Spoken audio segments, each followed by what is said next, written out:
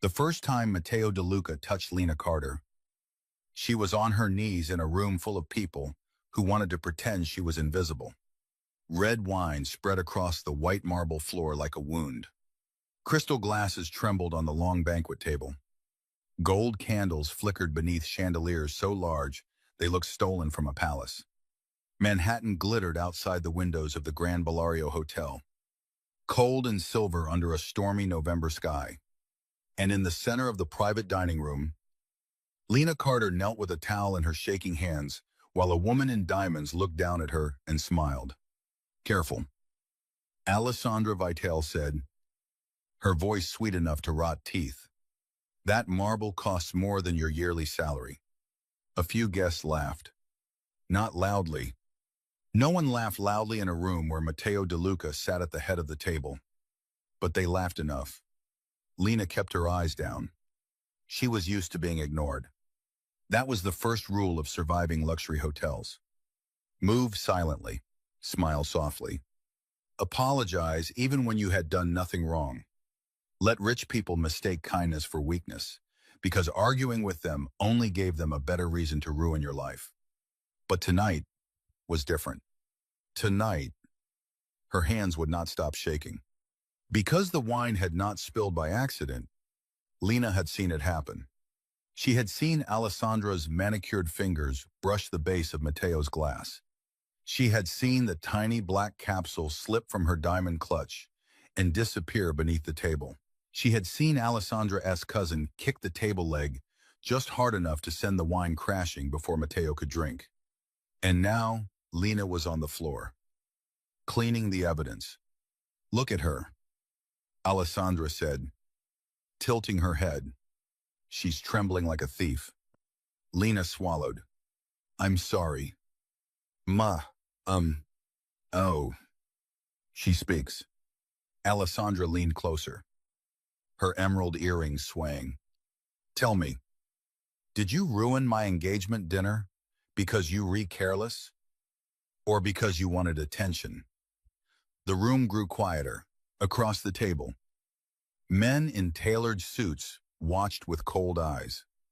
Politicians, old money, lawyers, men who smiled like knives. Women wrapped in silk and diamonds, their faces polished into bored cruelty. This was not just an engagement dinner. This was a treaty dressed in candlelight. The De Lucas and the Vitalas had been enemies for 20 years. Tonight, Matteo De Luca was supposed to announce his marriage to Alessandra Vitale and end a blood feud that had swallowed half the East Coast. That was what the newspapers would say. That was what the guests believed. Lena knew only one thing. A woman had tried to poison a man, and everyone was blaming the maid. Alessandra stepped closer, her heel stopping inches from Lena's fingers. "You readjust the maid," she said softly. So the insult felt intimate, so Neil-like one. Something inside Lena tightened. Not anger. Not yet. Anger was a luxury when you had rent due, a niece asleep at home, and a sister buried under lies no one powerful enough had cared to investigate. So Lena pressed the towel into the wine and said nothing. Then a chair moved. The sound was small, but it cut through the room like a gun being cocked. Matteo De Luca stood. No one breathed. He was tall, broad-shouldered, dressed in a black suit that seemed less worn than obeyed. His dark hair was brushed back from a face carved with quiet violence. A scar touched the corner of his left eyebrow. His hands were bare except for one heavy silver ring stamped with the De Luca crest. He did not look at Alessandra. He looked at Lena, not at the uniform, not at the spilled wine, at her hands, at the way her fingers shook too hard for simple embarrassment, at the way her eyes refused to rise because she had learned the cost of being seen. Matteo stepped away from the table. Alessandra's smile flickered. "Matteo, darling, don't concern yourself. The staff will handle it." He moved past her. The room watched him cross the marble floor. Lena froze when his shadow fell over her. She expected a reprimand, a cold command, maybe money tossed at her like a bandage over public humiliation. Instead, Matteo removed his coat. The air changed. He lowered himself slightly. Not kneeling, not soft, but close enough that only Lena heard the quiet warning in his voice. Stand up. Lena's breath caught. I have to clean, I said. Stand up. Her hands tightened around the soaked towel. Across the room, Alessandra gave a brittle laugh. Matteo, please. She made a mess. Matteo's eyes remained on Lena. No, he said. Someone made a mess. She was ordered to kneel in it. A silence fell so hard it seemed to press against the windows. Lena slowly rose. Her knees ached. Wine stained the front of her gray uniform. Her cheeks burned. But she forced herself not to wipe her eyes. She would not cry here. Not for them. Then Matteo stepped behind her and placed his black coat around her shoulders. It was warm, heavy, expensive. It smelled of rain, cheddar, smoke, and something darker like a storm had learned to wear cologne. Lena gripped the edges before she could stop herself. Matteo turned to the room. Apologize. No one moved. Alessandra's face went still. Excuse me, Matteo looked at her then. Only then. And whatever she saw in his eyes made her diamonds look cheap. You heard me. A man near the table shifted nervously. Matteo. Surely this is unnecessary. Matteo did not raise his voice. That made it worse. Everyone who laughed will apologize. One by one. The room lowered its eyes. A senator's wife whispered, I'm sorry. A banker cleared his throat. My apologies. A woman in pearls murmured, Forgive me. Each apology landed like something impossible. Lena stood beneath Matteo's coat, feeling the heat of him still trapped in the fabric, and tried to understand why the most feared man in the room had turned her humiliation into a trial. Alessandra did not apologize. She smiled instead, cold and trembling at the edges. How touching, she said. The great Matteo De Luca defending hotel staff. Should I be jealous? Matteo's expression did not change. You should be careful. The words were quiet. The threat was not. Lena looked down and saw, near the table leg, the tiny black capsule half hidden beneath a smear of wine, and Matteo saw her see it. For one breath, their eyes met. His gaze sharpened. Hers warned him without words. Do not drink anything. Do not trust her. Do not let them know I saw. Matteo's jaw tightened. Then the doors of the private dining room opened, and the hotel manager rushed in with a face already prepared to blame the lowest paid person present. Miss Carter, he snapped. Step outside immediately. Lena's stomach dropped. Matteo turned. The manager stopped breathing. She leaves, Matteo said. When I say she leaves, Alessandra's smile returned. Softer and more dangerous. Let her go. Matteo, unless you intend to keep the maid as part of the engagement gift. That got a few nervous laughs. Matteo glanced at the soaked floor, the guests, the capsule, then at Lena. He seemed to make a decision he hated. Go, he said quietly. Take the coat. I can't take your coat. You can. It's yours. His eyes dropped briefly to her fingers clutching the fabric. Not anymore. Lena should have given it back. She should have lowered her head, escaped the room, forgotten what she had seen, and prayed powerful people had short memories. But as she passed Alessandra, the woman leaned close enough for her perfume to sting. You'll regret embarrassing me, Alessandra whispered. Lena stopped. For the first time that night, she looked directly at her.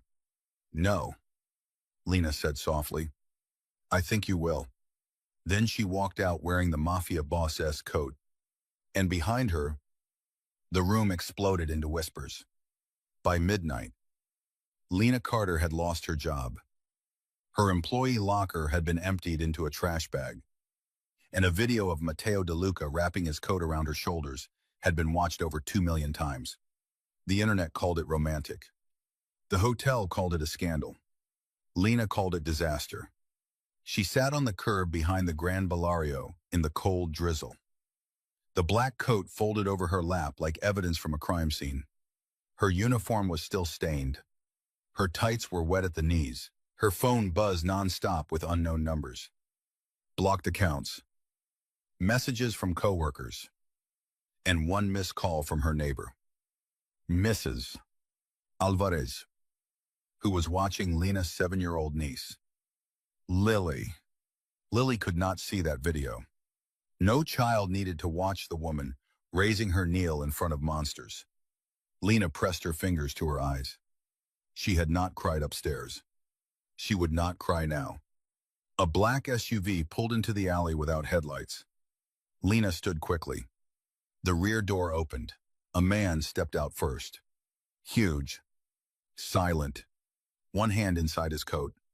Then Matteo De Luca emerged into the rain. Without his coat, he looked even more dangerous. Black dress shirt, rolled sleeves, tattoos slipping down one forearm like dark branches. His face was calm, but his eyes moved over the alley. The cameras, the fire escape, the shadows. Only after he had measured every threat did he look at Lena. You were difficult to find. I wasn't hiding. No, his gaze flicked to the trash bag by her feet. You were fired. I was blamed. There's a difference to people like you, usually not. One of his bodyguards shifted. Matteo lifted one hand slightly. The man went still. Lena's pulse thudded. She should have been afraid. She was afraid. But humiliation had burned through enough of her fear to leave something sharper behind. Matteo stepped closer. Did you see what was under the table? Lena said nothing. That is not a question you want to ignore. I saw spilled wine. His eyes narrowed.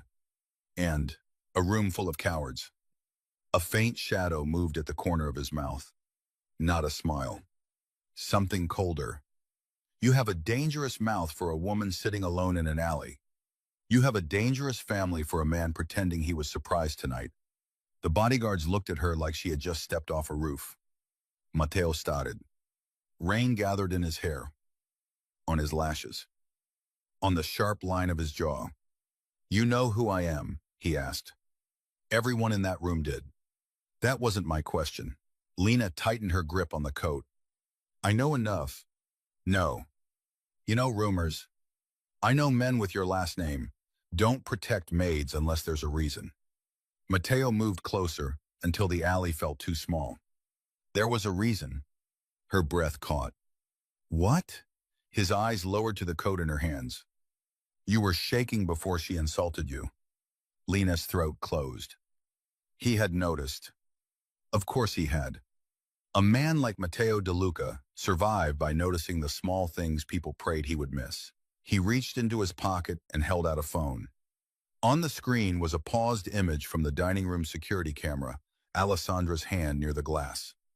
Lena's face turned slightly. The capsule falling. You saw this, he said. Lena looked away. His voice dropped. And now she knows you saw it. The alley seemed to tilt. Lena thought of Lily asleep under the quilt with yellow ducks.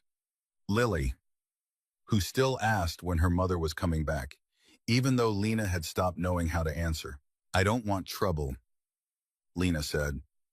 Trouble already has your name. I'm not testifying against your fiancée. She is my fiancée. Lena blinked. Matteo's face remained unreadable. Then what was tonight? A trap. The rain grew harder, tapping against the dumpster lid, the SUV roof, the old brick walls. Lena hated that part of her, wanted to ask more. Hated that his voice was so controlled, so darkly certain. that it made danger sound like a room with a locked door and him holding the key. "I'm going home," she said. "No." The word hit like a hand on glass. Lena lifted her chin. "Excuse me, you're coming with me." She laughed once. Humorless. "Absolutely not. Alessandra Vitale tried to poison me in a room full of witnesses. She used you as cover. She will either buy you, threaten you, or bury you before sunrise. Then call the police." Matteo looked at her for a long second. The police commissioner was sitting 3 seats from her father. Lena said nothing. The alley felt colder. He took another step. "I can protect you." "What?" "I didn't ask you to." "No, but you wore my coat in front of every enemy I have.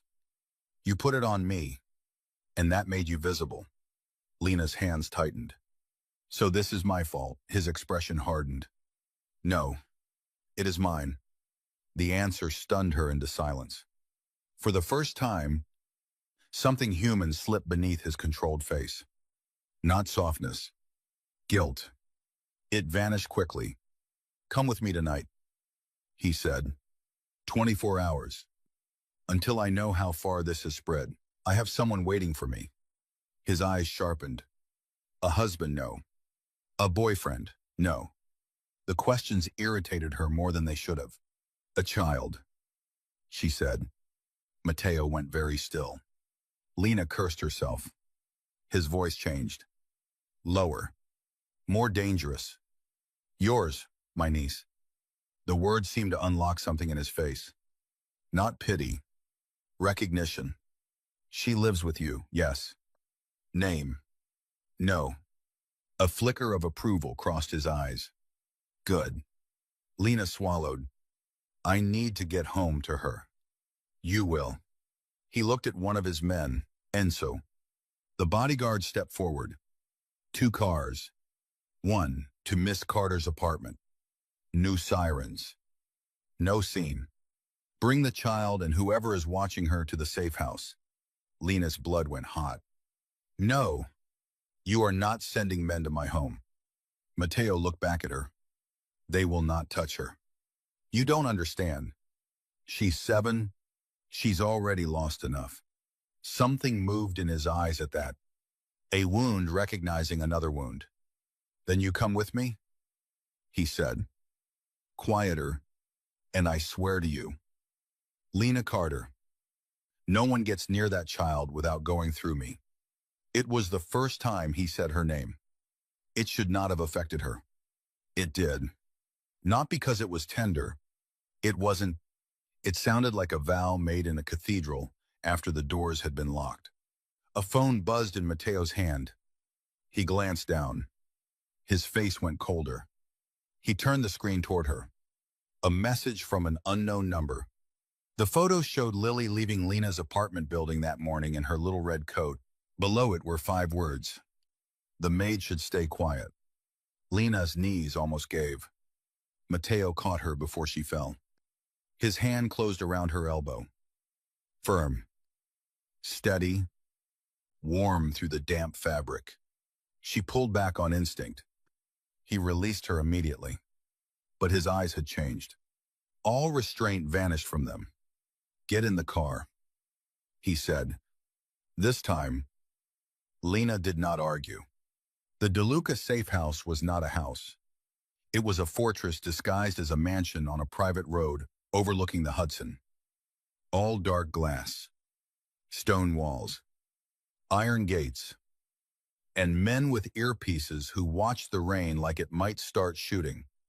Lena hated it immediately. Not because it was ugly, because it was beautiful. Because beautiful places had always been where people like Alessandra were cruelest. Mrs. Alvarez arrived 20 minutes after Lena, terrified but unharmed, holding Lily's hand. The moment Lily saw Lena, she ran. Aunt Lena dropped to her knees and pulled the child into her arms. For one dizzy second, she forgot Matteo. The guards, the marble dinner room, the poison. The video. All of it. She held Lily so tightly the little girl squeaked. You scared me, Lily whispered. I know. Baby. I'm sorry. Why are we at a castle? Lena forced a smile. Because some grown-ups made a mess. Lily looked over Lena's shoulder. Matteo stood in the doorway, silent as a shadow. Is he the king? Lily asked. Lena closed her eyes. Behind her, one of the guards coughed like he was choking.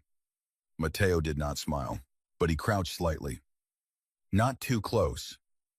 Not forcing the child to look up too far. No, he said. I am not a king. Lily studied him. You look like the bad guy in movies. Lily, Lena warned. Matteo's gaze flicked to Lena. Then back to the child. She has good instincts. Lily tilted her head. Are you? Matteo answered without hesitation. To some people. Lena felt a chill. Lily considered this, then asked, Are you bad to Aunt Lena? The entire room seemed to wait. Matteo looked at Lena. His voice, when he spoke, was quiet. No. Lily nodded like this, settled the matter. Then I'm hungry. For the first time all night. Lena almost laughed. Matteo stood and looked at Enzo. Feed the child. The kitchen awakened like an army had received orders. Within minutes, Lily sat at a marble island eating pancakes at 1 a.m, while Mrs. Alvarez drank tea with trembling hands, and 3 armed men pretended not to be charmed by a child, explaining the difference between unicorns and horses. Lena stepped into the hallway to breathe. Matteo followed. She felt him before she saw him. You should sleep, he said. You should stop telling me what to do. I want, at least you be honest. His eyes moved over her face. Yuri's still wearing my coat? Lena looked down. She had forgotten. The coat hung around her shoulders. Too large. Too warm. Making her look like she belonged to someone. She pulled it off quickly and held it out. Matteo did not take it. I don't want it back.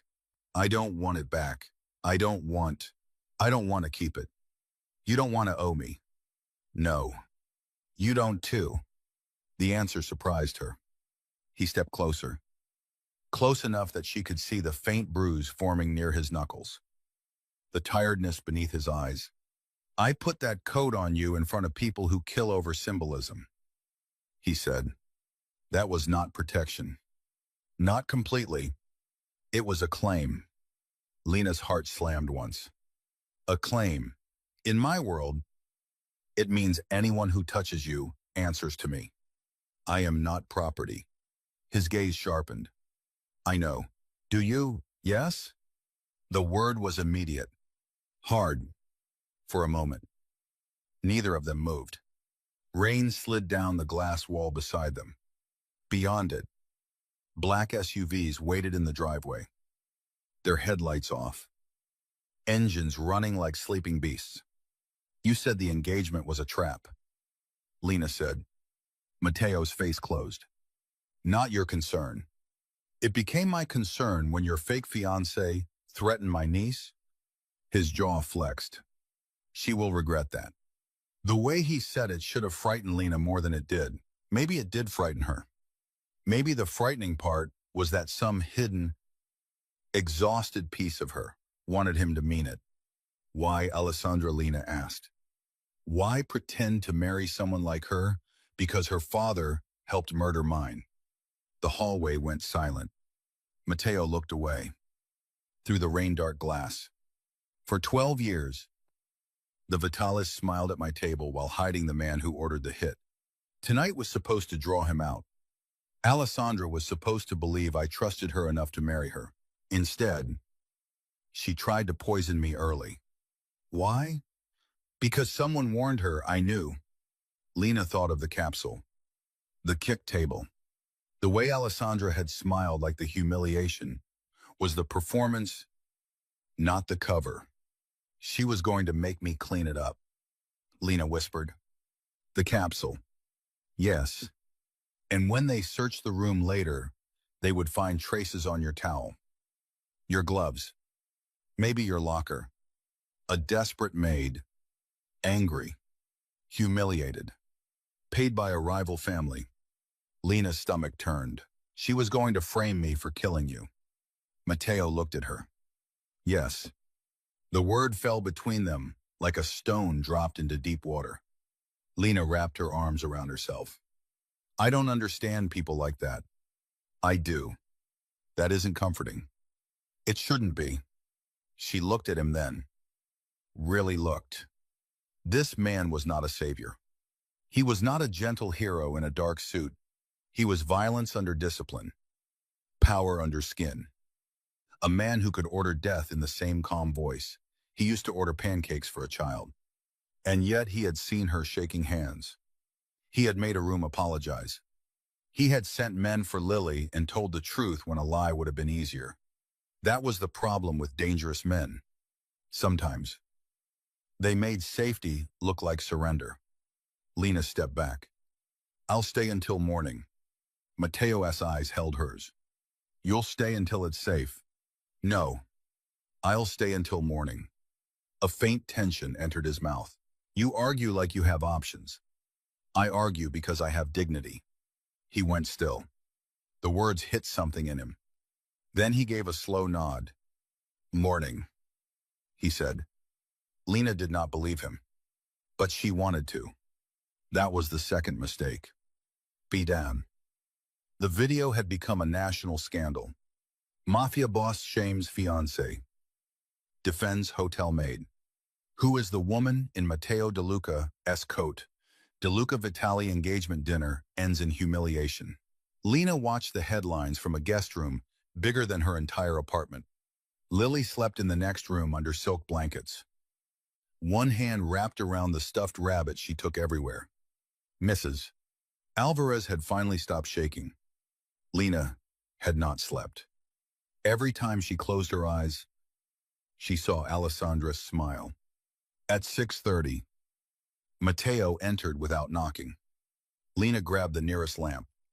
He stopped, glanced at it, then at hair. You plan to kill me with Italian ceramic. You plan to enter women's rooms like a ghost. My house. My room. Pause. Then Matteo stepped back into the hall and knocked once on the open door. Lena hated that she almost smiled. Almost what she asked. He held out a folder. The hotel released a statement saying you were dismissed for misconduct. The almost smile died. Lena took the folder. Inside were printed screenshots of messages, comments, news posts, her name, her face, people calling her a clumsy maid, a gold digger. Matteo's mistress, a plant, a liar. Her chest tightened. I didn't do anything. I know. My niece goes to school. People will see this. I know. You keep saying that like it fixes anything. It doesn't. She looked up. Matteo's face was unreadable, but something in his eyes remained sharp, focused.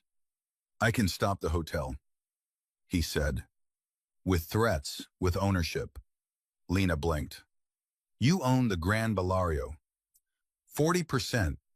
Of course you do. I can force them to retract the statement. And then what? Everyone believes the mafia boss bullied a hotel into protecting his new toy. The words slipped out bitterly. Matteo's expression darkened. Do not call yourself that. I'm repeating what they'll say. Then let them say it where I can hear. The possessiveness in his voice crawled under her skin. Not soft. Not romantic. Dangerous. Lena looked away first. I need to go home. No. Matteo. Her use of his name stopped them both. His eyes changed. Just slightly. She wished she could take it back. My apartment has Lily's school things. My sister's documents. Everything I own. His gaze sharpened. Your sister? Lena shut the folder. No. You said she disappeared. I didn't say that. You look like someone who has lost more than a job. Her throat tightened. For a moment, she wanted to tell him. About Clara. About the phone call 3 years ago. About her sister's shaking voice saying, Lena, if anything happens, take Lily and don't trust anyone connected to the Vitalis. About the police report that called Clara Carter unstable. About the body found in the river 2 months later. Too damaged for Lena to say goodbye to properly. About Lily asking why her mother's voice was only in old videos now. Instead, Lena lifted her chin. My family is not your business. Matteo watched her with a stillness that felt more intimate than touch. Everything Alessandra threatens becomes my business. Before Lena could respond, Enzo appeared at the door. His face was grim. We found something at her apartment. Lena's blood went cold. Matteo did not look away from her. What Enzo held up a small evidence bag. Inside was a hotel key card and a photograph. Lena stepped closer. The photograph showed Clara, her sister, alive, standing outside the Grand Bellario Hotel 3 years earlier, wearing the same Maid uniform Lena wore now. On the back, written in black marker, were 3 words. She knew too. Lena stopped breathing. Matteo took the bag from Enzo slowly. His eyes moved from the photograph to Lena's face. You said your sister's name was Carter. Lena could barely hear him over the blood roaring in her ears. Clara Carter. The room changed. Not visibly, but Matteo changed inside it. His expression became something carved out of violence. I knew her. Lena's heart cracked against her ribs. What did you say? Matteo's voice was low. She worked one night as temporary staff at a Vitali fundraiser. She disappeared the next day. You knew. I didn't know she was your sister. But you knew she disappeared. His silence answered. The betrayal hit so fast Lena stepped back. You knew and did nothing. I looked. You read Matteo De Luca. When you look for people, cities move. I was 26 and fighting to keep my family alive. That's your excuse, his eyes flashed. No, it is my failure. The honesty did not soften the pain. Lena's hands shook again, but this time with rage. My sister died because of people in your world. Yes, and now my niece is being hunted because of a dinner you used as bait. Yes, she slapped him. The sound cracked through the room. Enzo moved. Matteo raised one hand, stopping him. Slowly, Matteo turned his face back to her. There was a red mark across his cheek. He did not look angry. That was worse. He looked like he had accepted the blow as something deserved. Lena's eyes burned. I want to leave. No. Her voice broke. Don't you dare. I will let you hate me safely. I don't need your permission to hate you. No, he said. But you need my walls tonight. They stared at each other. Everything between them had shifted. The code, the apology, the strange trust beginning to form. Now there was Clara's ghost standing between them. Lena looked at the photograph again. Her sister had been alive in that image. Young, tired, scared, trying to smile anyway. What did she know? Lena whispered. Matteo looked down at the photograph. The same thing you saw last night. The Vitalis were poisoning negotiations, killing men at tables and calling it heart failure. Clara found payment records. She tried to warn someone. Who? His eyes returned to hers. My father. The air left Lena's lungs. Did she? Yes. And my father died 2 days later. Lena's rage faltered. Matteo's voice roughened for the first time. Your sister tried to save him. My family buried him before I understood why. Outside the window, morning spread pale and cold over the river. Lena covered her mouth. For 3 years, Clara's death had been a locked room in Lena's heart. Now Matteo had opened it with one photograph, and inside was not only grief, it was war. Alessandra Vitali arrived at the De Luca mansion at noon with a television crew, 6 lawyers, and a diamond engagement ring still flashing on her finger.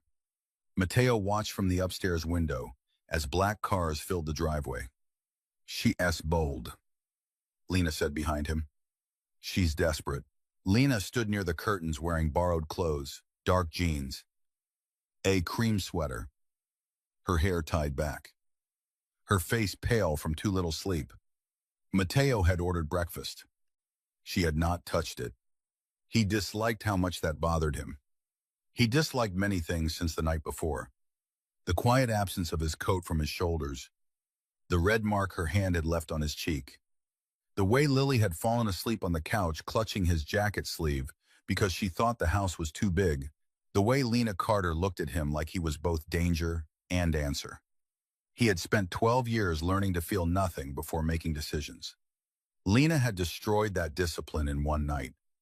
Below, Alessandra stepped out of her car wearing white, as if innocence were a costume she could afford. "She wants the cameras to see her forgiving me," Matteo said. Lena's eyes narrowed. "For protecting the maid. For humiliating a Vitali. What will you do? Invite her in?" Lena turned to him. "Are you insane?" "Yes." That almost pulled a laugh from her. Almost. Matteo wanted to laugh. The realization disturbed him more than the armed men at his gate. "I need her comfortable," he said. "Comfortable people make mistakes. And what am I supposed to do? Stay upstairs?" "No." His eyes cut to hers. "Lena. She framed me. She threatened Lily. She knew my sister." Lena stepped closer. "I am done kneeling while rich monsters decide what my life is worth." The words entered him like a blade. He should have told her no. He should have locked her behind 4 guards and bulletproof glass. Instead, he studied her face and saw the same thing he had seen in the dining room. Trembling hands. Unbroken spine. "Fine," he said. She blinked. "Fine, you stand beside me." "That wasn't what I asked." "It is what I am allowing." Allowing his mouth tightened. "Do not push me when I am already going against every instinct I have.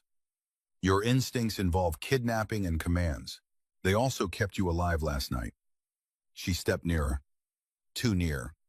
Close enough for him to see the pulse at her throat. "I don't belong to you." Matteo. His gaze dropped there, to the fragile beat beneath her skin. "No," he said, "but I am beginning to belong to you. And that is far more dangerous." The words escaped before he could bury them. Lena went still. So did he. For 1 second, the mansion, the cameras, Alessandra, the war, all of it faded beneath the silence between them. Then Enzo knocked. They were at the door. Matteo turned away first. Because if he looked at Lena any longer, he would touch her. And if he touched her, he was not certain he would stop. Alessandra entered the De Luca mansion like she expected applause. She got armed silence. Her father, Cesare Vitale, followed behind her, silver-haired, elegant, smiling with dead eyes. He was the kind of man who could order a murder over dessert and complain if the espresso was cold. "Matteo," Alessandra said, opening her arms. "My love."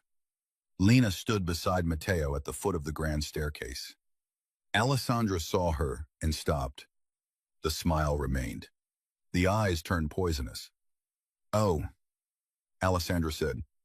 "You kept her." Matteo's voice was calm. "Careful." Cesare's gaze moved over Lena with polite disgust.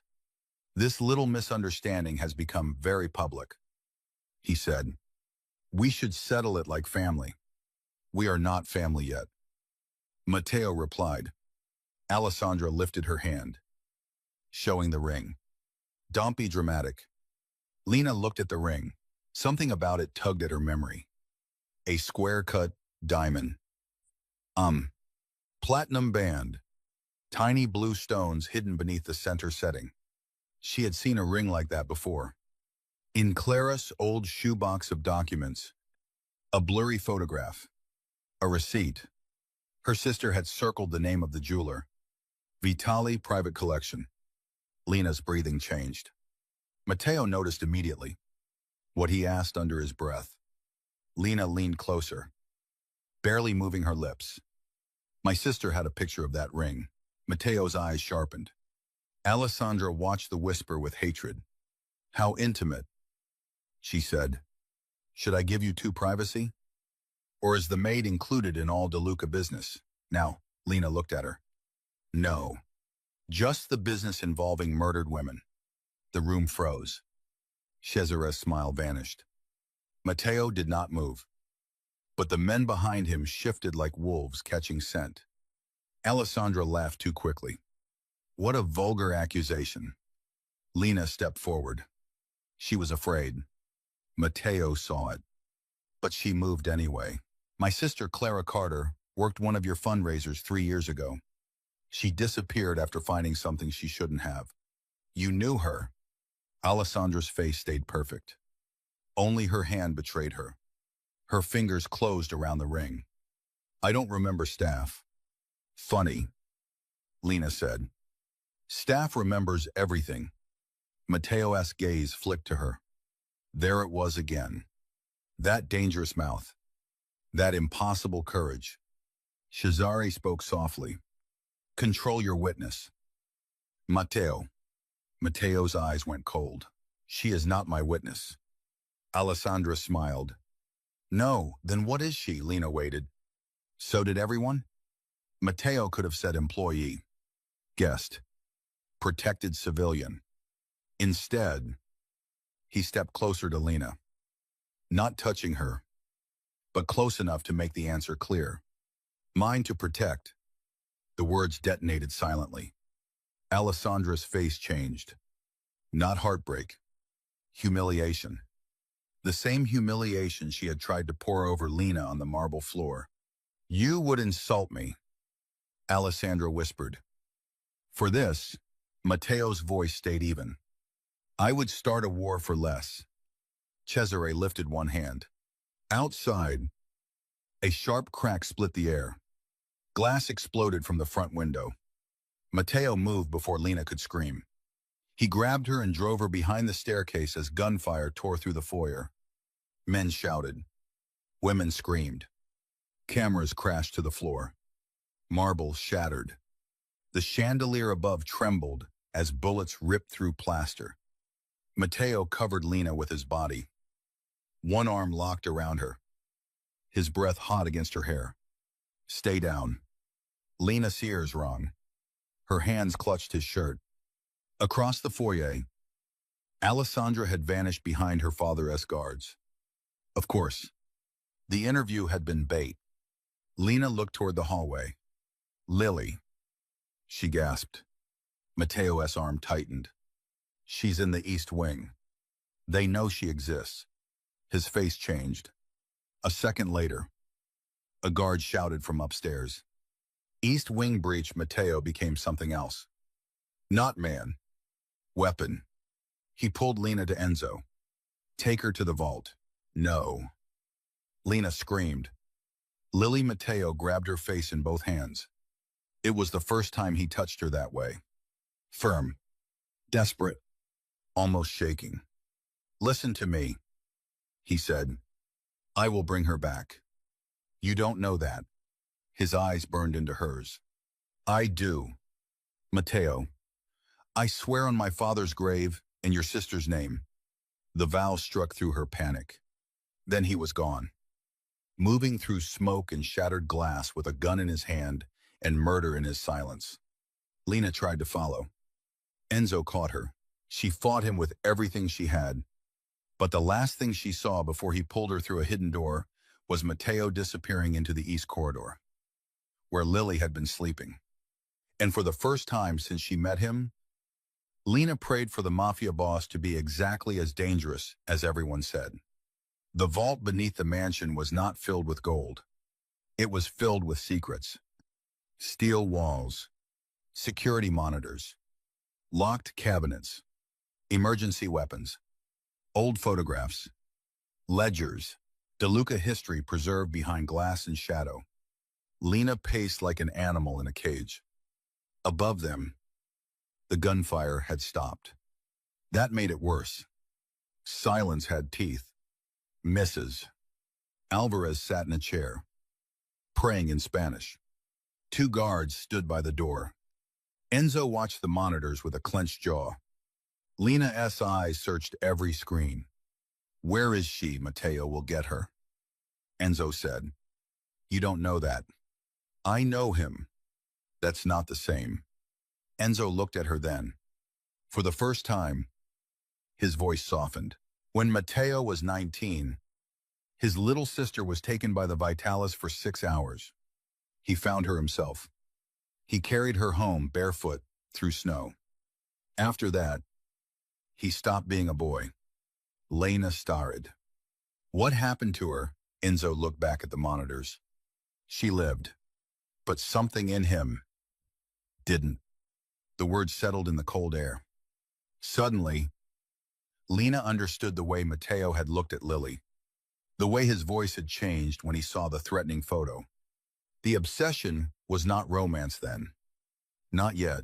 It was recognition. A child used as leverage.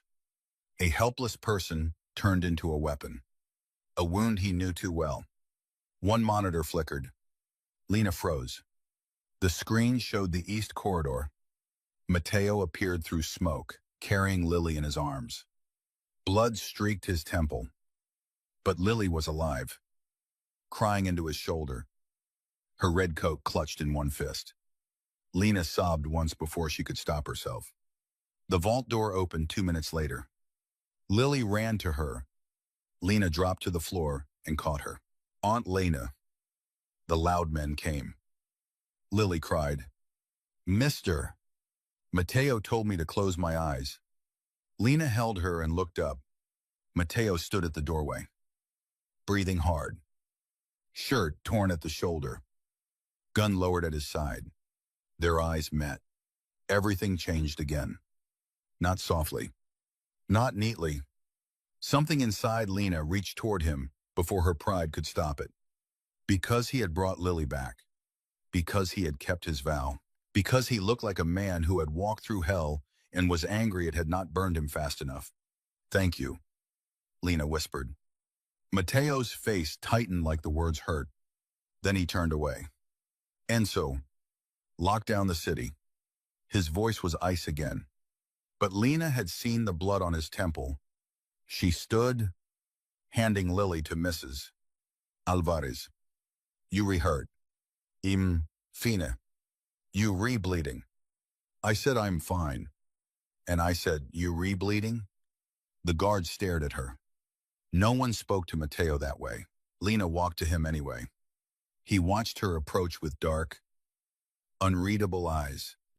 You need stitches, she said. I've had worse. I'm sure that made you very charming. A flicker moved in his eyes. She reached toward his temple. He caught her wrist before she touched him. Not hard, but fast. Dangerous reflex. Their faces were close now. Too close. The vault seemed to disappear around them. I have blood on me, he said quietly. I can see that. You should take your niece and stay away from me. That would be easier if people weren't trying to kill us. I mean after. Lena's pulse stumbled.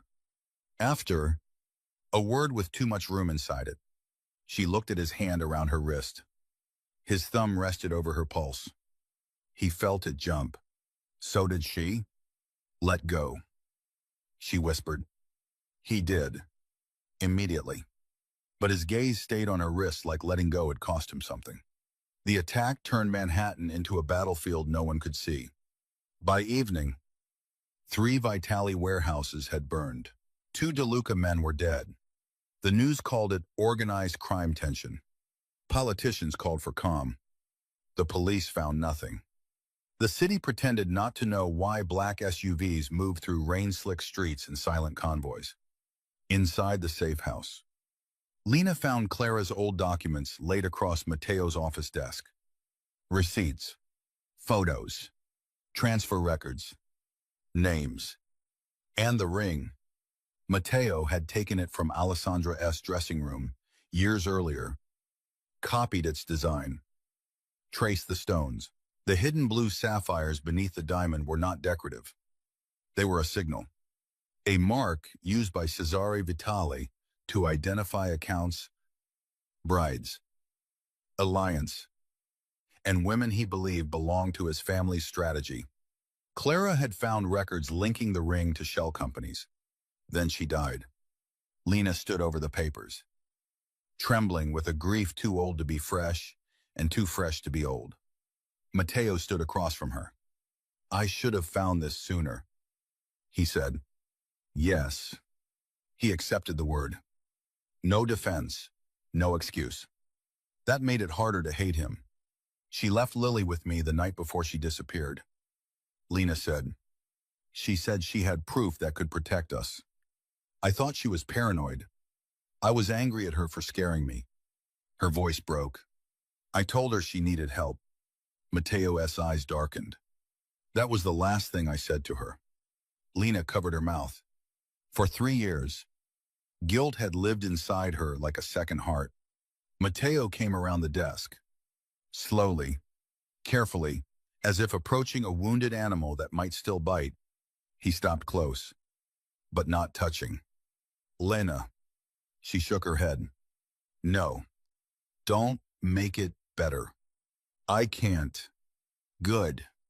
A tear slipped down her cheek. Mateo watched it fall like it offended him personally. His hand lifted, stopped, lowered. The restraint hurt more than touch. "I know what it is to replay the last words," he said. "To think grief is a courtroom and you can convict yourself into bringing someone back." Lena looked at him. The monster had a wound. She had known it. But seeing it was different. "What were your last words to your father?" she asked. Mateo's face went still. Then, quietly, "I told him he was weak for wanting peace." The room fell silent. "He died trying to make it," Mateo said. "I became everything he hoped I wouldn't." Lena should have looked away. She didn't. "You protected Lily. I killed men in front of her door. You brought her back." His eyes met hers. Something raw moved between them. He stepped closer. Lena did not step back. The rain tapped against the windows. The office smelled of smoke, paper, leather, and blood drying on Mateo's collar. His hand lifted again. Slower this time. He brushed the tear from her cheek with his thumb. One touch. Barely anything. It shook them both. Lena closed her eyes. Mateo inhaled sharply, as if restraint had become pain. Then a phone rang. They separated like the room had caught fire. Mateo answered. His expression changed. He put it on speaker. Alessandra's voice filled the office. "Did the child enjoy the excitement?" Lena went cold. Mateo's face became deathly calm. "You missed your chance." Alessandra laughed softly. "No, I changed the game." "What do you want? The maid?" "Alone. Midnight. St. Aurelia S. Church." Mateo's eyes flicked to Lena. Alessandra continued. "Bring her. Or I release the documents proving Clara Carter sold your father to us." Lena went still. Mateo's voice dropped. "That is a lie?" "Is it?" Alessandra poured. "Lena doesn't know that. She has spent 3 years worshipping a dead sister. What if Clara wasn't a martyr? What if she was paid?" Lena's breath came shallow. Mateo ended the call. Silence crushed the room. Lena stared at the papers on the desk. "No," Mateo said. "You don't know. I know. You didn't know she was my sister. That is different." Lena stepped away from him. The old guilt twisted into something uglier. What if Clara made a mistake? What if she took money because she was scared? What if what if everything I believed about her is wrong? Matteo moved toward her. She backed away. His face hardened with pain he refused to show. She wants to separate us. There is no us. The lie hurt them both. Matteo stopped. His voice became quiet. Controlled. Do not go where I cannot protect you. I need the truth. I will get it. No. You'll decide what I'm allowed to know. His jaw tightened. Because I know what truth does when enemies use it as bait. Lena's eyes burned. And I know what powerful men do when they think ordinary women can survive the truth. That struck him. For a moment, he looked almost helpless. Then the mask returned. You are not leaving this house. The words broke something fragile. Lena stared at him. There he is. Matteo's face darkened. The monster, the man who thinks protection and control are the same thing. He stepped close. Anger and fear warring in his eyes. If controlling the door keeps you breathing, I will control the door. And if I hate you for it, his voice dropped to something almost unbearable. Then hate me alive. Lena had no answer. Because beneath the command, unquote, unquote, she heard the fear. Not fear of dying, fear of losing her. That was when she knew Matteo De Luca was no longer protecting a witness. He was protecting the woman he was beginning to need. And men like Matteo did not need gently. They needed like fire, needed oxygen. Ad uns przice patruzici doipo. Lena escaped. Not because Matteo's security was weak. Because Lily was clever. The child had spent all day listening. Watching. Asking innocent questions no one thought to guard against. She knew which hallway led to the kitchen. Which guard liked strawberry jam. Which door beeped before it locked. Which laundry chute dropped near the garage. Lena hated using that knowledge. She hated more that she had no choice. She left Lily with Mrs. Alvarez, kissed her forehead, and whispered, I'm going to bring your mother home in the only way I can. By midnight, Lena stood in front of St. Pete, Aurelia's church in the rain, wearing Matteo's black coat over her sweater. She told herself it was for warmth. That was another lie. The church was abandoned. Its stained glass broken. Its stone steps slick with rain. Once, it had been beautiful. Now it looked like a place where prayers went after people, stopped believing in them. The doors opened. Alessandra waited inside wearing a red dress beneath a white fur coat, a bride dressed as blood and snow. How poetic, Alessandra said. You came wearing his coat. Lena stepped into the candlelit nave. Where are the documents? Alessandra smiled. Still pretending this is about your sister, it is. No, it's about him. Lena said nothing. Alessandra walked slowly down the aisle. You think Matteo sees you. He sees a wound. Men like him love wounds. They can press on them and call it intimacy. You don't know anything about intimacy. I know power. You know performance. Alessandra's smile tightened. From the shadows, two men appeared. Lena's heart kicked. She had expected a trap. Expecting it did not make it less terrifying. One man held a tablet. On the screen was a video. Clara. Lena's knees almost failed. Her sister sat in a dim room. Face bruised. Eyes swollen from crying. I took the money, Clara said in the video. Voice shaking. I gave Lorenzo De Luca a schedule to Cesare Vitali. I'm sorry. Lena's world cracked. Alessandra watched her with pleasure. There, she whispered. Truth. Lena stared at the screen. Clara's voice. Clara's face. Clara's shame. But something was wrong. Lena forced herself to breathe. Her sister's right hand was visible on the table. Clara always twisted her wedding band when nervous, even after her husband left.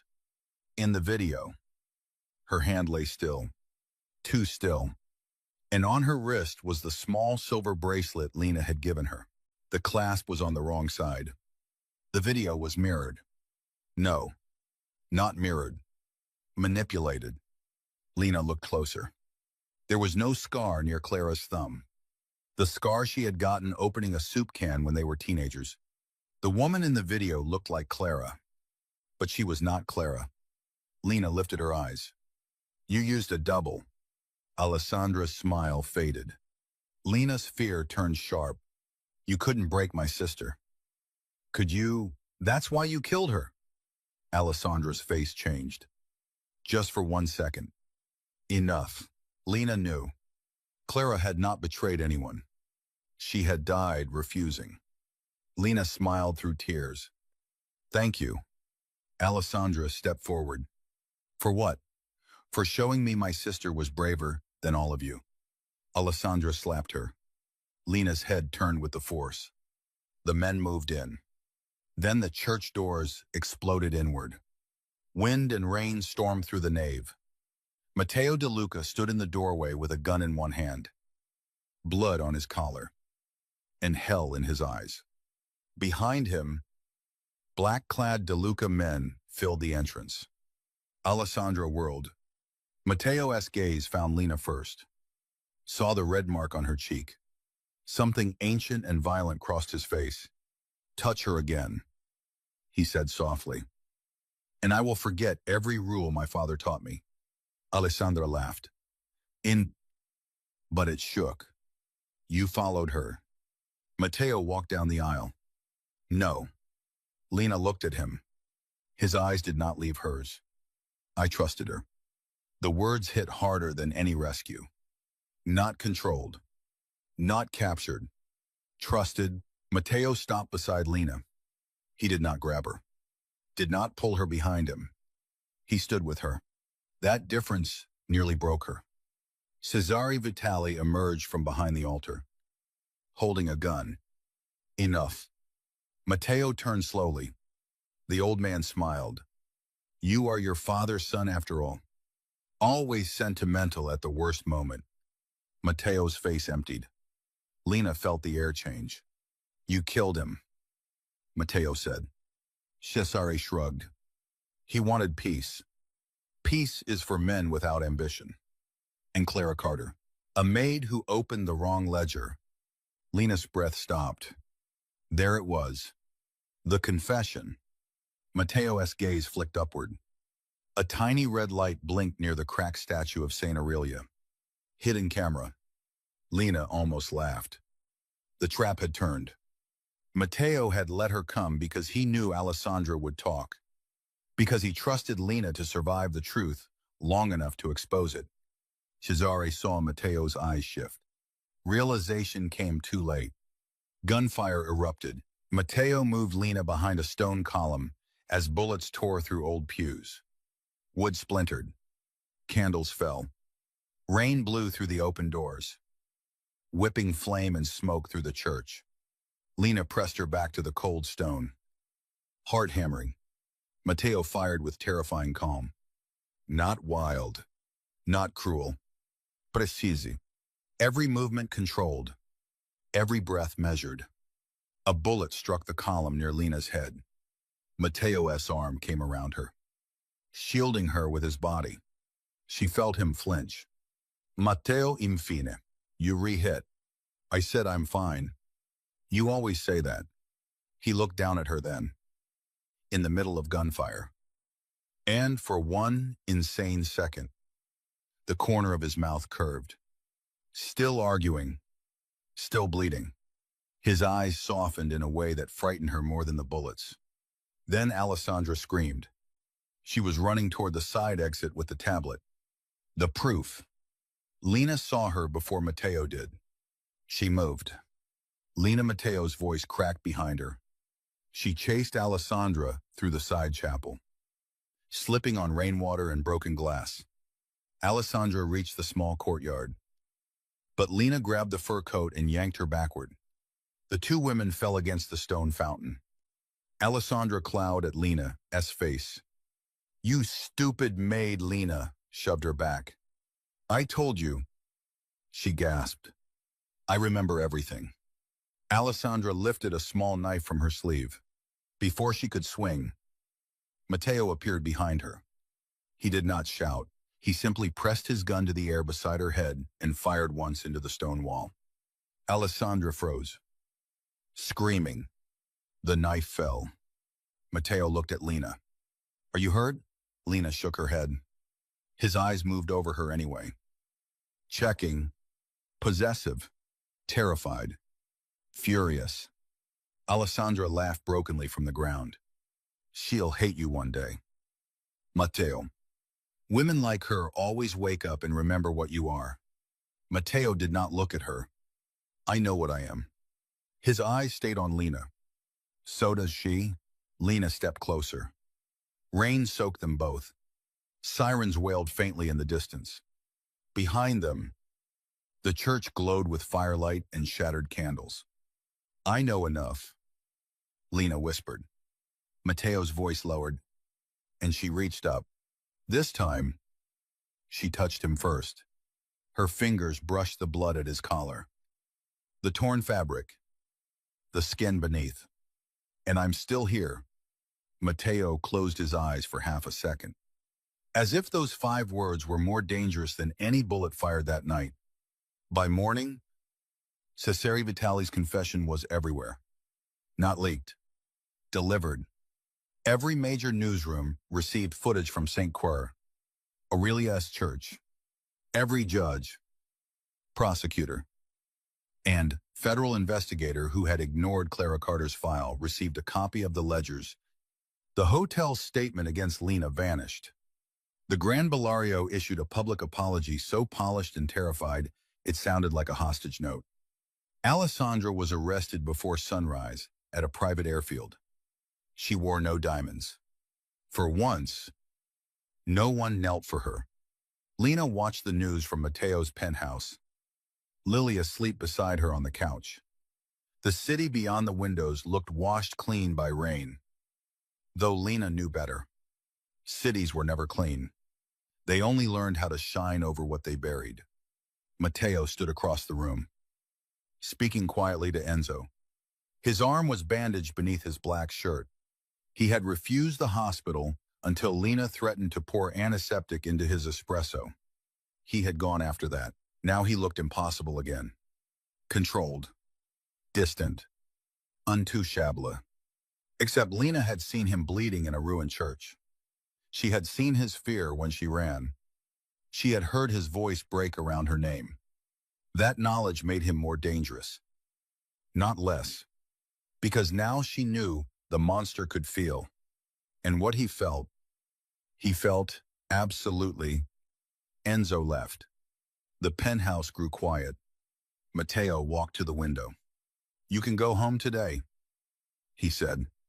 Lena's chest tightened. She had wanted those words, had fought for them. Now they felt like being pushed off a cliff. "Is it safe?" "Yes." She nodded. "Good." Neither of them moved.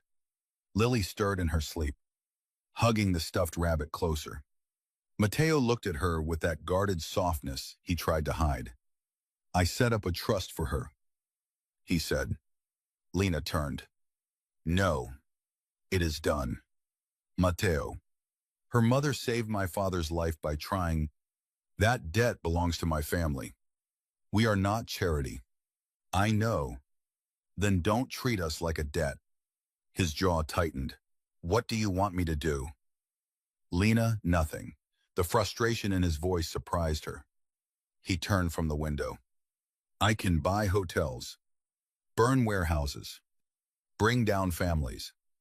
But with you, every instinct I have is wrong." Lena stood slowly. "That's not true." His eyes held hers. "I wanted to lock every door between you and danger. I know. I wanted to kill everyone who made you afraid. I know that too. I still do." That should have repelled her. Instead, it sent a shiver through her, because he said it not as a threat, but as a confession.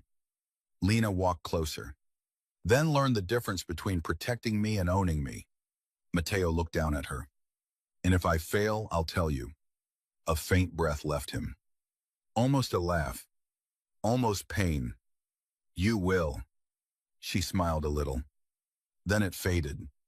I'm not ready to belong in your world. His expression tightened. I know. I may never be. I know that too.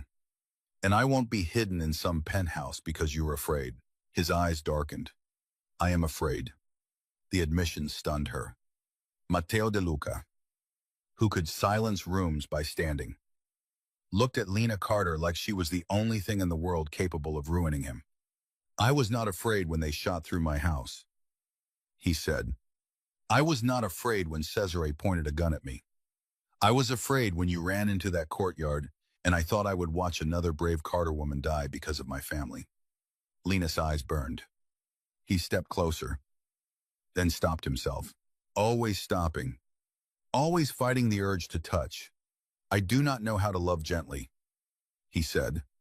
The words were rough, honest, almost ashamed.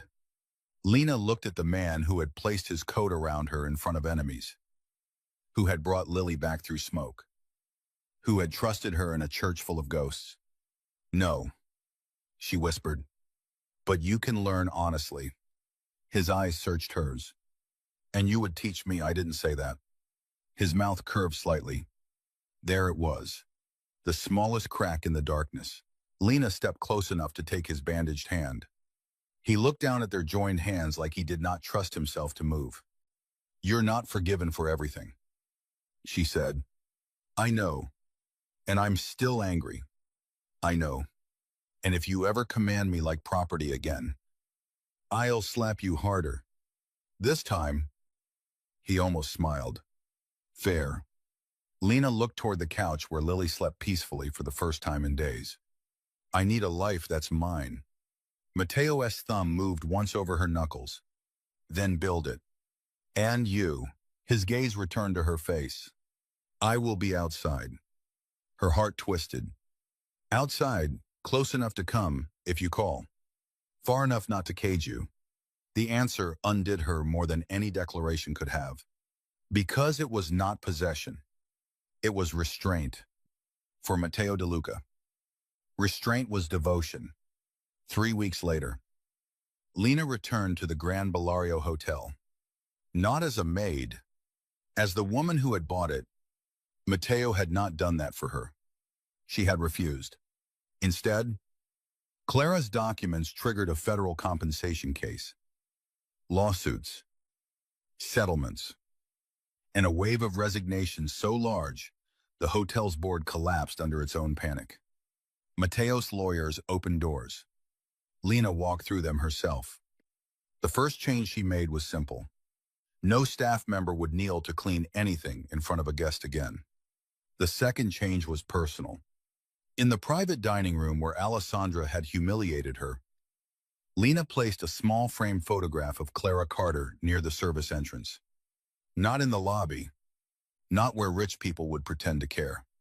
There, where staff would see her, where invisible people entered rooms full of power.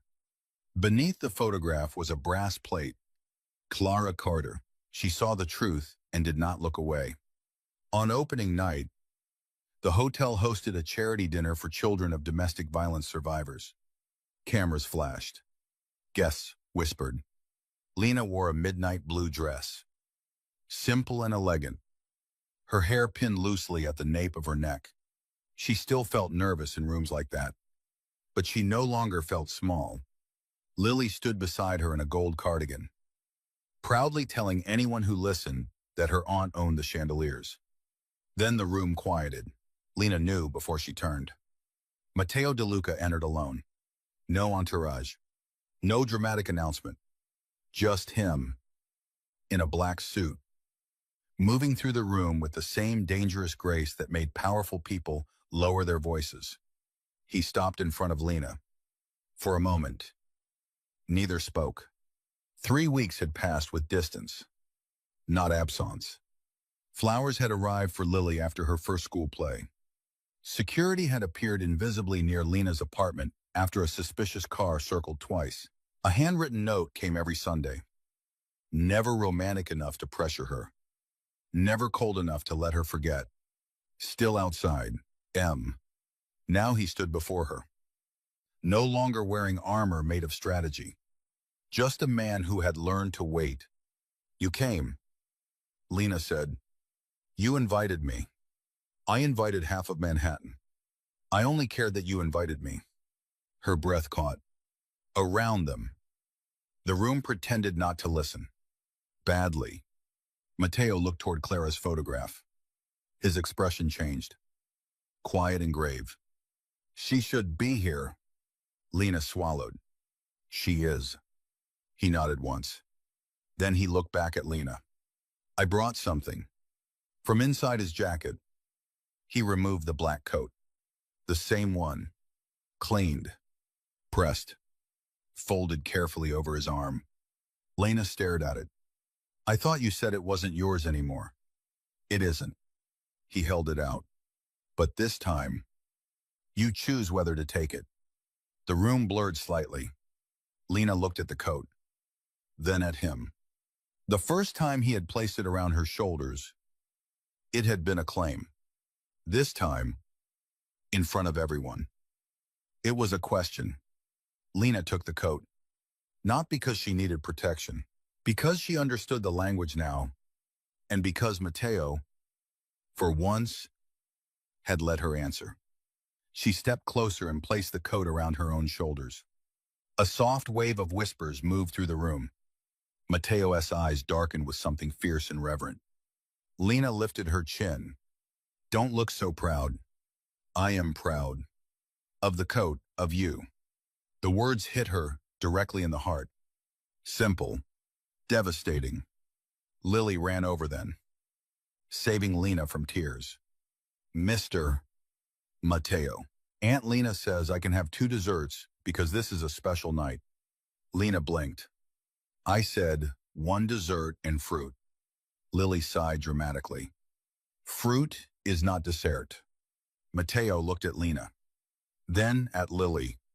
With the seriousness of a man negotiating peace between nations. He said, fruit is not dessert. Lily pointed at him triumphantly. Lena narrowed her eyes. Careful. De Luca. Matteo's gaze returned to her. There was warmth there now. Still dark. Still dangerous. But real. Always. Ladder. When the dinner ended and Manhattan glittered beyond the windows, Lena stepped out onto the balcony for air. Matteo followed, stopping at a respectful distance. The city hummed below them. Rain began again. Soft this time. Silver in the lights. Lena pulled the coat tighter around her shoulders. You know, she said, the first night, I thought this coat ruined my life. Matteo stood beside her. Did it? She looked at him. At the scar near his eyebrow. At the man who had been a storm. A weapon. A wall. And somehow, against all reason. A shelter. No, she said softly. It revealed it. His eyes held hers. Lena. There was so much in the way he said her name now. Not command. Not claim. Need. Restrained by respect. She turned fully toward him. This doesn't mean I'm not afraid of your world. I know. And it doesn't mean I'm ready for everything you are. I know. But I'm not afraid of you the way I was. Matteo's face changed slowly, as if hope was unfamiliar and dangerous. Lena stepped closer. This time, he did not move first. She did. She touched his jaw, her thumb brushing the place where she had slapped him weeks ago. I'm still sorry about that, she whispered. I'm not. A small laugh escaped her. He closed his eyes at the sound, like he wanted to remember it, like he had waited his whole life to hear something gentle and did not trust it to stay. Then Lena rose onto her toes and kissed him. Matteo went completely still. For one breath, he did not touch her. Then his hand lifted to her waist, stopping there with careful restraint, as if she were something precious and terrifying. The kiss was not soft. Not exactly. It was controlled fire. A confession without surrender. A promise neither of them fully understood yet, but both felt deep enough to fear. When Lena pulled back, Matteo rested his forehead near hers, not quite touching.